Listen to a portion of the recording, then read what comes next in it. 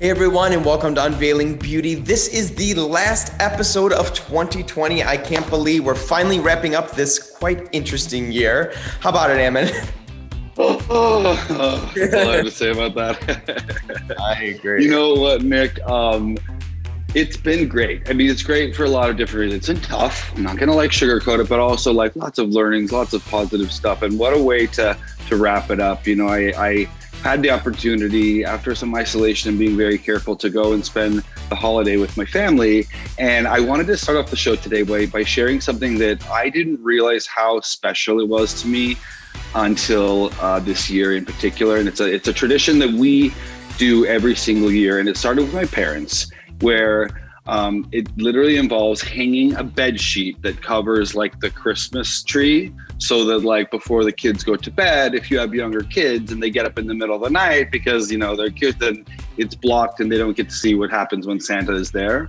And it creates this really beautiful, because you can still see the glow from the Christmas lights, but you don't know what the presents are there. And we had this rule that you can't go, and my parents would do this big reveal with the sheets. Well, what's been great is I have 6 siblings, and they have all decided to make that sheet hanging tradition part of their family moment. So I go and I get to visit all my families, and I watch my brothers and my sisters carry on that same family tradition by hanging a bed sheet to cover their Christmas tree. And it was just one of those heartwarming moments that made me so glad that I got to be there, and can't wait for one day to be able to maybe share that with my kids.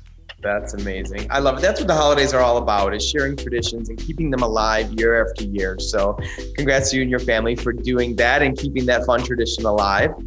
So Ammon, let's transition to talking about the last show of the season. We are talking about curls, crazy for colorful curls. Talk to me about that. I mean, the name basically says what it is, right? This is all about, textured hair or curly hair types, and the best, most effective ways to get dimension and to get curl or to get color. I think, especially in the world of curly hair, sometimes color can be a scary place to go to, right? Because it can compromise the integrity of your curls. And so this episode, I guarantee, whether you are a salon pro or a beauty pro, or somebody that's sitting at home wondering about how to take care of their own curls and make sure their curls look their best, you're going to have some really great tips on how you can wear color in your curly hair.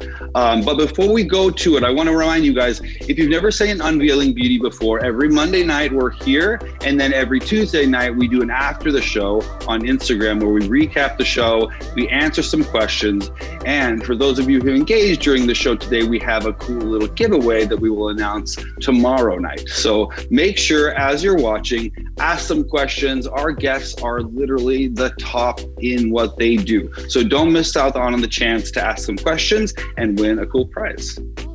All right, Ammon, why don't you talk to us about the great guests that we have on the show today? Okay, yeah, I built them up enough. So now let's talk about who they are, right? So first up, we have Leysa Carillo, and we also have joining us Rachel Redd. Both of these ladies are Mizani and Redken ambassadors, and I just wanted to give them a very, very, very warm welcome to our show today. Ladies, thank you so much for being here with us. Thank you for having us. Of course. So good to see you guys. So talk to us, we'll start with you, Leysa. What technique are you going to be showing us today? Hi, today I want to just talk about a little bit how you can create dimension with simplicity. So I think when you have a simple technique that can show some dimension, whatever you put on top of that, if it is in red, copper, pink, any pastel color, it will translate completely different. I think the dimension of curls are really important so they don't look flat. So I like to keep some dark and some connection with the light. So when those curls turn and go around on themselves, they pop differently. They reflect the light different. We know the straight hair will reflect the light more than when a texture is too dense and concentrated there. So I like to create those 2 tones in one curl so that creates more pop. And the technique today is based on using high lift. I love to use high lift when I'm creating reds and copper. I think it's way safer for the curls. It's quickly And you just lift the client to a level 6 or 7 with high lift. So you don't have to worry about using some sort of like liner. They can compromise the curl, or if you are scared of that, you can create a beautiful level 6 or 7. And on top of that, you can put any copper, red, dark purple, all those colors, magenta, and it will look amazing. So that's what we're gonna show today. All right, I'm super excited to see what that technique is gonna look like, because I totally love reflective curls, because that's what it's all about. But Rachel, talk to us about what you're gonna be sharing with us. So today I'll be showing you a quick technique on how to create some dimension throughout the hair. But the main concern for a lot of clients with textured hair is jeopardizing the curl pattern, but as well as smoothing it out without achieving getting heat damage. So today I will just be showing how to create that money piece in the front and just doing freehand painting to create that sun kiss in the back. So you can have more of a low maintenance hair color as it transitions. And again, you don't have to be concerned about the integrity of your curls, whether it's worn in its natural state or smooth out with a thermal iron. That's fantastic. I can't wait to see what you're, yeah. So why don't you go ahead and get started, and you can kind of like, or if you haven't, it looks like you've gotten started all the way. Do you want to catch us up to what you've done already, or do you want to get started on the other side and I come back to you? So I just go ahead and start here. I just finished off. So the main concern sometimes with texture clients is the time frame that it has in the salon, the amount of time that it takes to color, then treat, and then style. So I've created a way to create that pop of color, a lot of dimension, but in less time. So first I did a face framing foil, angling around the face. And again, this is what's going to create this money piece. With textured hair, low and slow is very, very important, because you do not want to over explode or over process that curl. So using a low volume with a bonder, I'm using Flash Lift Redken bonder inside. So I started with angling vertical around the hairline. So I'm starting with very, very fine sectioning. And so you want to be able to see through it, because you would want a lot of pop, but at the same time, you want a nice blend. So I'm doing a fine weave. Some call baby light, some call face framing. I like to just call it the money piece. And then what I do is just do a light back comb. So this creates a softness. So again, for a lot of those texture clients of more of a deeper tone complexion wise, you don't want to be concerned about washing out. So doing a slight back comb, what that does is going to create that depth there.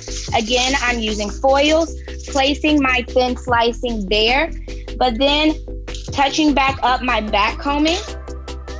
I take my product, I use it as my glue, so starting in the mid shaft, and then I start to blend that up to create that soft transition, and then working my product down and twirling it up. So this service sometimes for me takes about 45 minutes, hour, depending on the density of the hair. And so I do about 3 foils back to back, very paper thin slicing. You want to be able to make sure you can see through it. This way you don't have any bleeders, and saturation is key. So you want to make sure that you're getting under and over every strand in that foil. That's awesome. That's so clear.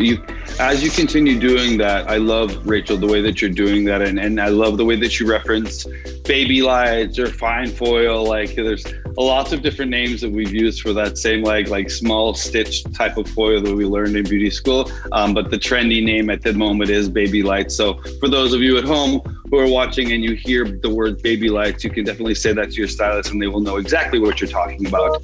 Leysa, I want to talk about what your technique is going to be like and how you're planning on achieving that dimension that you talked to us about.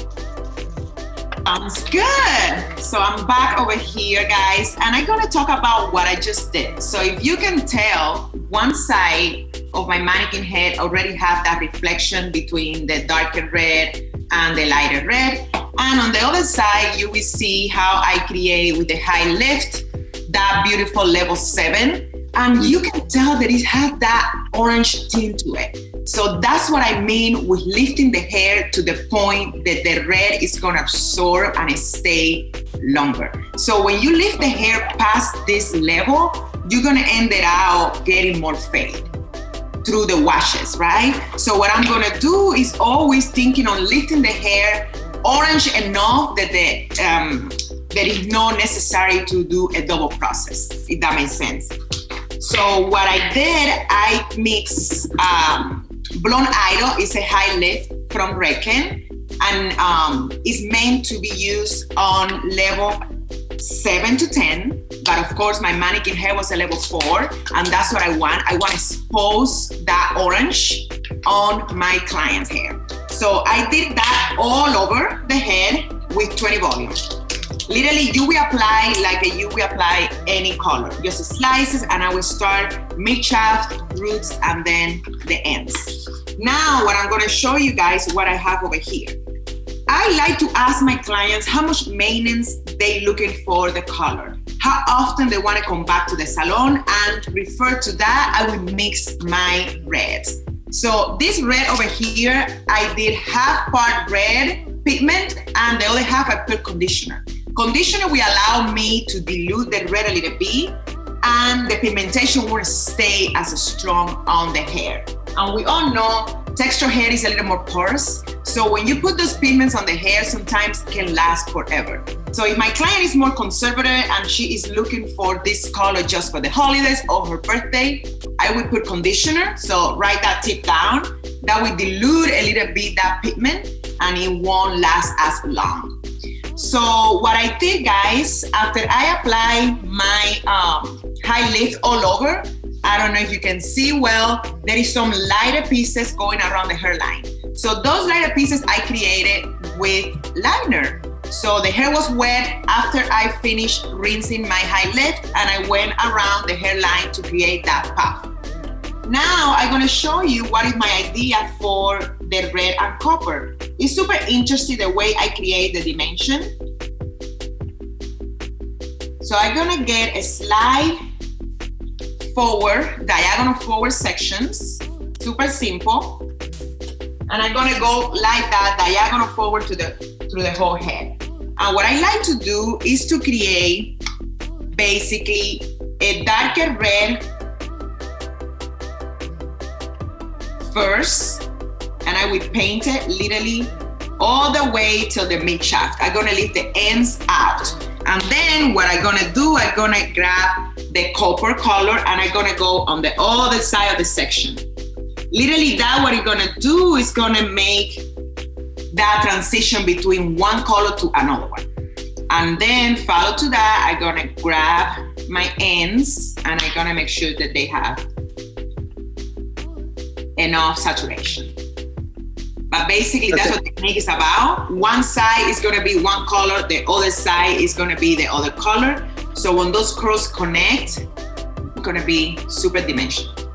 How interesting. I've never seen that approach when it comes to like the top being one color and then the bottom of the section being another color, so that when the curls interact, very creative, very unique way of getting that dimensional color like Nick was talking about, how exciting. One of the things that I think that you mentioned, Leysa, that I really just want to ask, and I'll actually give you an opportunity to answer, and then I want Rachel to give me her thought too, is in both cases, you know, the techniques that you guys are using, I know, Leysa, you're choosing to use like a high lift because it's more gentle, and you spoke very specifically about only lifting so far because you know you're targeting for a red, so not over lifting, maintaining the integrity of the hair. So my question for you, for each of you actually, is, you know, what are the tips, or how important is it for stylists in the salon to make sure that they're keeping the integrity of the hair at like the forefront of their mind during a service for a color service for curly hair? So yeah, go ahead, Leysa, you first. Okay, so to me, the important part of this is understanding to say no sometimes. So you have to analyze the client's hair, make sure that you both agree in what is best for them.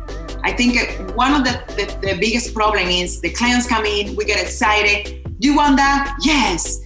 Sometimes you have to analyze, you have to send them back home.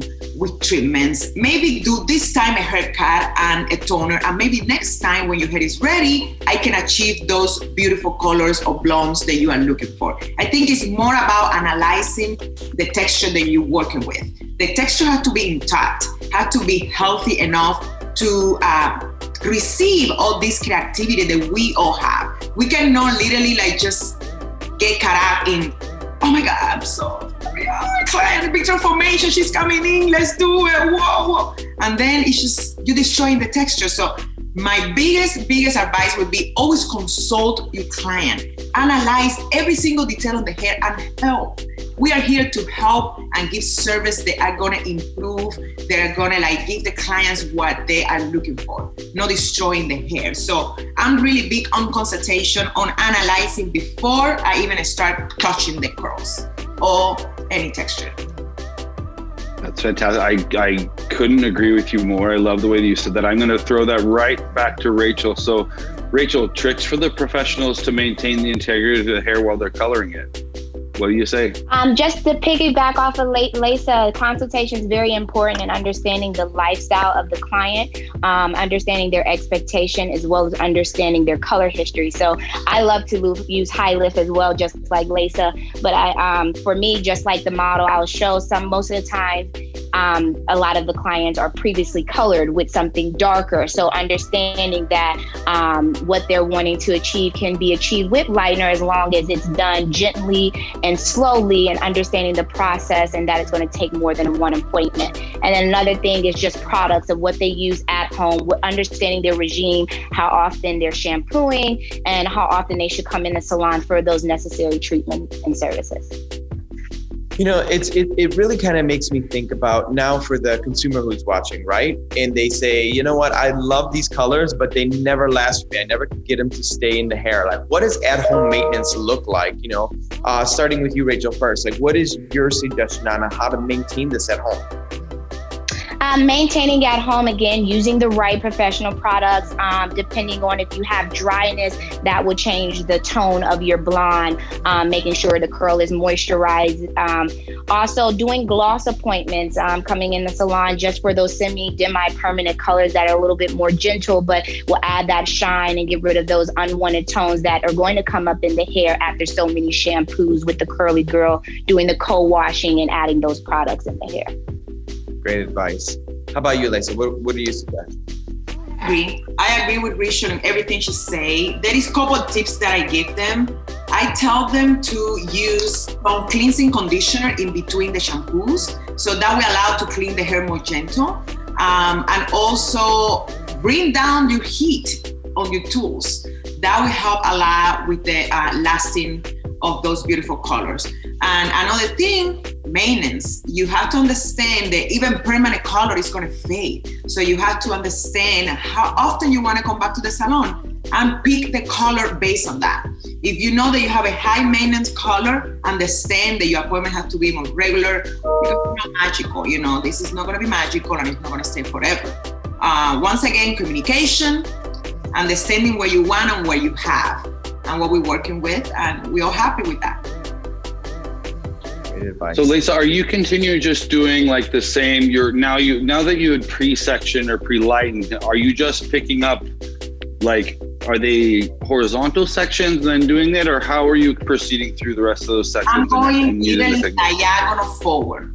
Okay. So I'm trying to start on the corner of this quadrant, and I just going to go diagonal forward until I get to the top of the head. And then I'm going to jump on behind the ear, and I'm going to go also diagonal forward. Just slight sections, diagonal forward. And I just keep applying color number 1 on top, color number 2 on the bottom, and I melt the ends. That's cool. That's so cool. What I do want to ask Rachel right now, so the episode is called Crazy for Colorful Curls. And I know that right now you're talking about like a technique that can be worn both, like, you know, people often who have curly hair come in for a silk press or for a nice smooth blowout. So having a color that works for both is like a double whammy. So just speak to us though about, if you have that guest that you know is going to want to wear their hair smooth often, and they're also choosing to get color, like what are some things that they need to be cautious of? To Leysa's point about like making sure that like they're not using too much heat and coloring their hair and putting too much stress on their hair. Talk to us about that. So the importance with that is, again, not over processing the hair at first, not over lifting, understanding that it's going to take more than one appointment for some clients, but also your back bar. So your shampoos, making sure they have the necessary ingredients because it's best to go on while wet. All the important ingredients go on the hair while wet. So using those right shampoos and conditioners and masks, but then as well, heat protectants are very, very important. So having a leave-in spray for detangling as well as heat protectant when smoothing out with a blow dryer, making sure that you keep your nozzle and your blow drying alongside your hair and not pushing that heat directly down in the hair. And then of course, I love heat protectant. So I like a serum here, more of a cream base. This helps with not causing heat damage by using oils. You want to use your oils afterwards just to seal the hair, but a heat protectant is very important when flat ironing the hair, adjusting that heat tool to the texture density of the hair. Coarser, more of your tighter textures will need a higher heat, finer, looser waves, lower heat, and just how often you are running that flat iron through. I can totally appreciate that. And I really love, I'm actually really anxious to see a little bit more up close the model that you brought into the screen. So do you want to have her get a little closer to the camera or show us a little bit more about the final result? And so with here, so again, with a lot of curly clients, whether they're wearing their hair straight or not, natural, your main concern is your face framing. They're wanting to see that pop when their hair is being pulled up or when they do a good hair tousle. So again, me angling this alongside the face gives her a nice flow. But then I do more of a balayage freehand painting where I back comb, keeping that depth in the root because that's where that moisture is coming from. So keeping the hair at its natural hair color helps it produce its natural oil. And then having your color concentrated more so on the end. So when their hair is curly, they'll have that volume now. So now you want to see that pop on the ends. So when they wear their hair straight, as you see here, she has more of a sun-kissed feel. But then she still has some framing around the face, but I did not direct it directly across her hairline because you have to pay attention to every hairline's not the same. So some people are a little bit finer in temple, so you can customize your foiling depending on that hairline. But then you have a nice sun-kissed feel here. I'll bring it down here. That naturally complements. So this is her natural hair color in between and as her base. But then she has these nice, cool highlights throughout to just create some nice bounce and movement in her hair. Well, she looks absolutely stunning, and I can see the shine built into her hair right now. Thank you. Thank you. And this, again, there's no oil in her hair. This is just a heat protectant and just a humidity resistant spray. So I use the natural shine from her own hair. Really? And the color as well.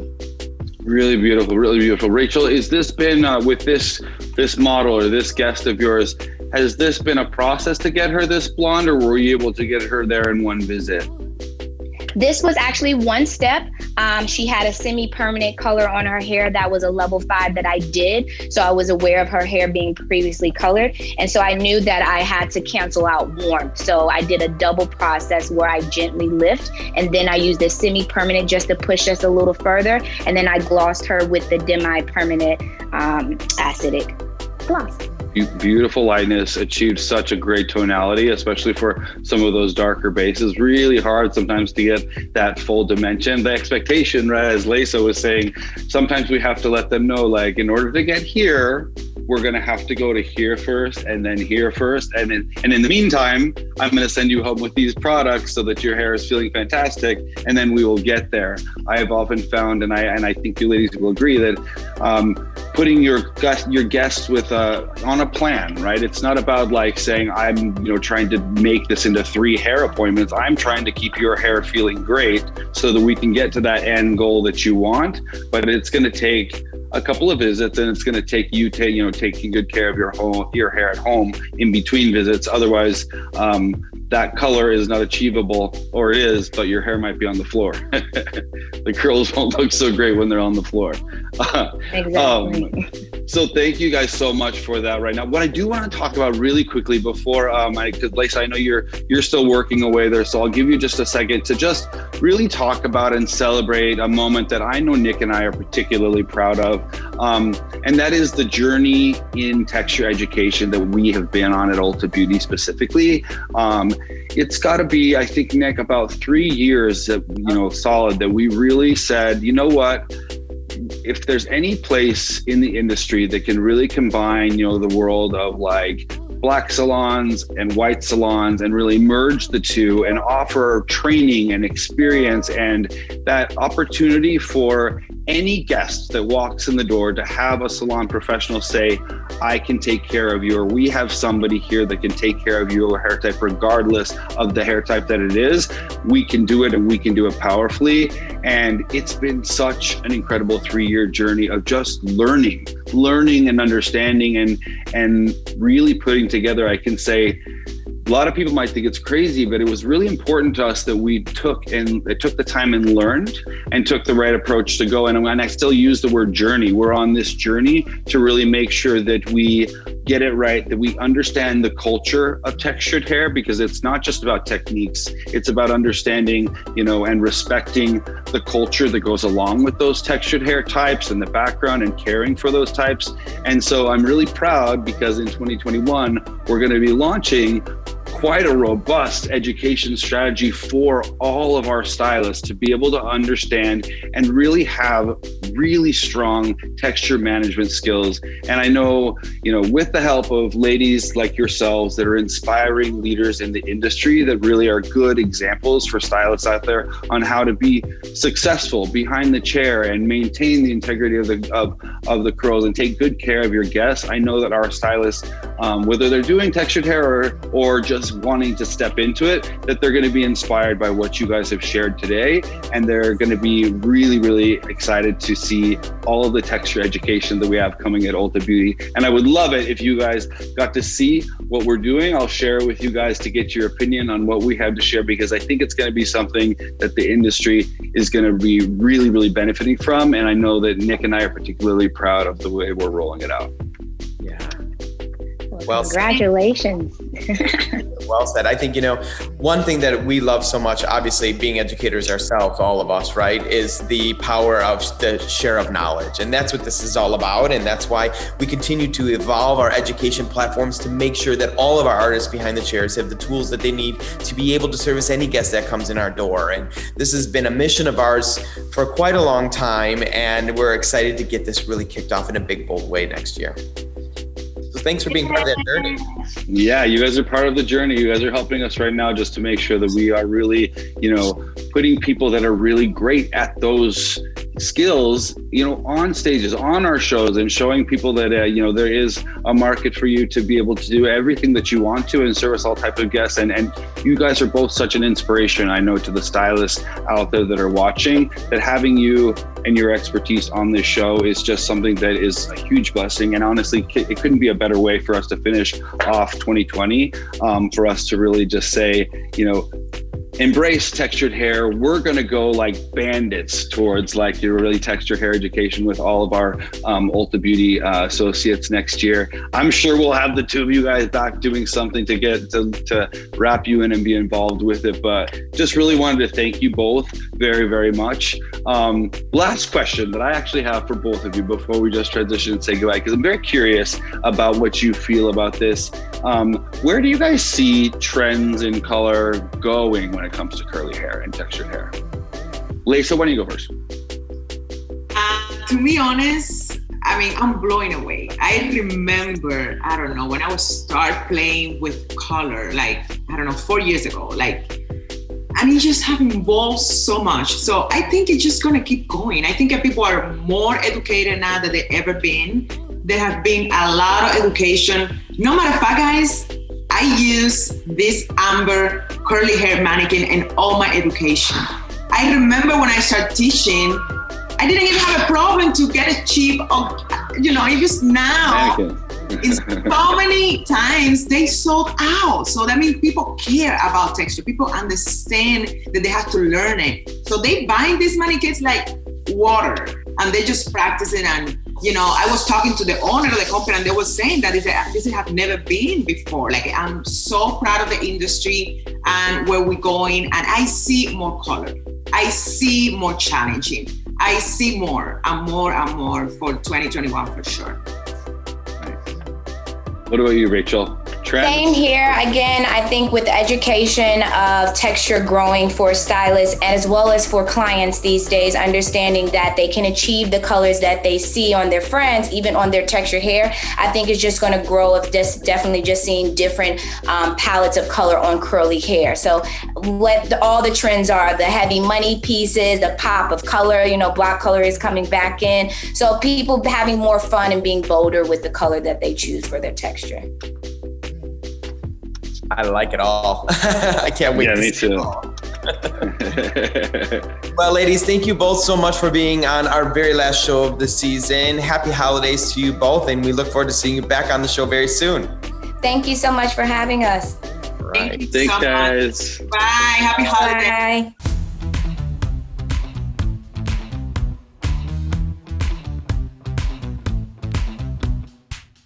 All right, everyone. Like I said, this is our last show of 2020. I cannot believe 2020 is coming to a wrap. How about you, Ammon? Oh my gosh, I don't have words. Yeah, it's been a year, a lot of learning, and actually, right now, I thought what would be cool, Nick, is if we talked a little bit about some things that we saw when it comes to beauty, because of the way that things change from being at home and people's putting importance between like, now I don't have to go out, or I can't go out and go to the office. Like, what trends did we notice that happened throughout 2020 that we could kind of recap that we noticed throughout this year?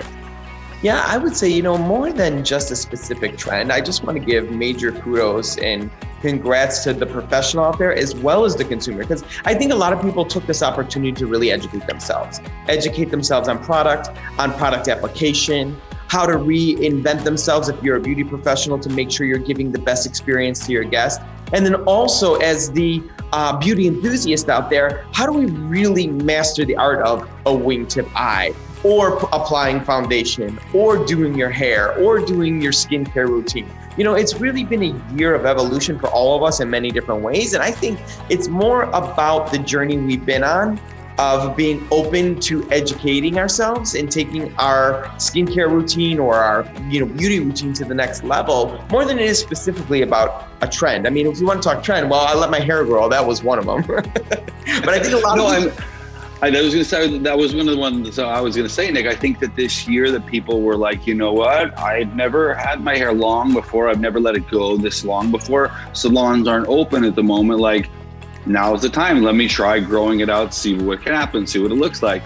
I didn't do that. I let Jeff cut my hair a couple times. I kind of wish that I had tried something different, but a lot of people were willing to grow their hair, and so now are wearing different looks. But you know what? Also, to your point, that I think it's not necessarily a trend, but I think it was something that we experienced when it came to self-care, when it came to beauty, was this trend in the beginning of people going, oh, I don't have to go to work. And so, at least I know a lot of us that we were talking, I can't speak for the whole world, but there was a moment in time where people weren't necessarily getting up and getting ready as though they were going to work, because they didn't have to physically leave, right? And so it would be like, oh, I woke up, put on a shirt so that I could be on the Zoom call, but I haven't showered, I have my pajama bottoms on for the day or whatever. And I think that as the year went on, people really started to remember and realize that get up, get ready for the day. Even if you're not actually going out there and going into the office, there's a level of mental awareness and mental awakeness and confidence that comes by getting ready. And so I've seen a transition now to people getting up more frequently, getting ready, taking care, remembering those beauty routines that they had when they were going out into the physical world, and using them on a daily basis, simply because of the way that it makes them feel, and it makes them make the way it makes them show up. You know what I mean?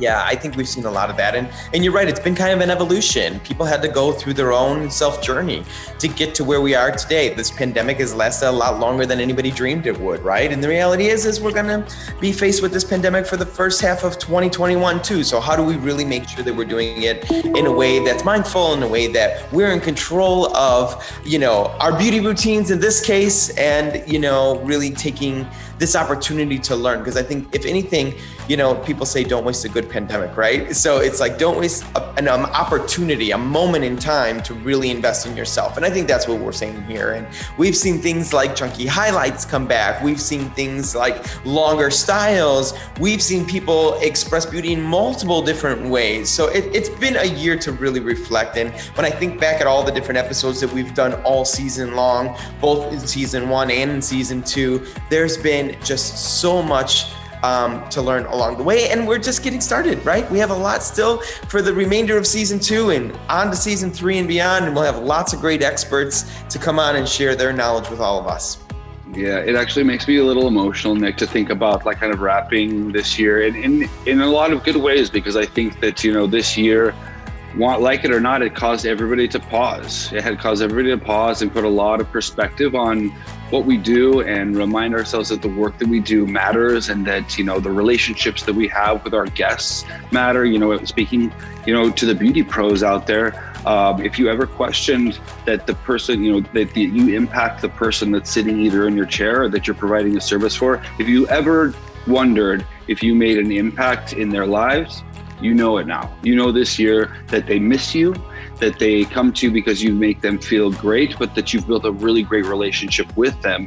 And we are an essential service or an essential, business, very much so. And I think for those of you guests that are out there watching, we really appreciate you showing support to the beauty industry and letting your stylist, your makeup artist, your skin therapist know that, like, when things open up, I'm back there for you because I miss you and I want to be back there for you. And it's been a year full of emotion that I think helped validate a lot of salon pros and understanding that they matter and the work that they do matter. And for the guests out there to be able to say, you matter to me and I need you. And so what a good lesson and a good learn for both ends of the spectrum this year.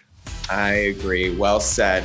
Well, everyone, that's a wrap for 2020. We wish you the most amazing end of this year and beginning of 2021. Please stay safe and healthy and take care of each other. And we look forward to seeing you in the new year. Take care, everyone. Bye, guys.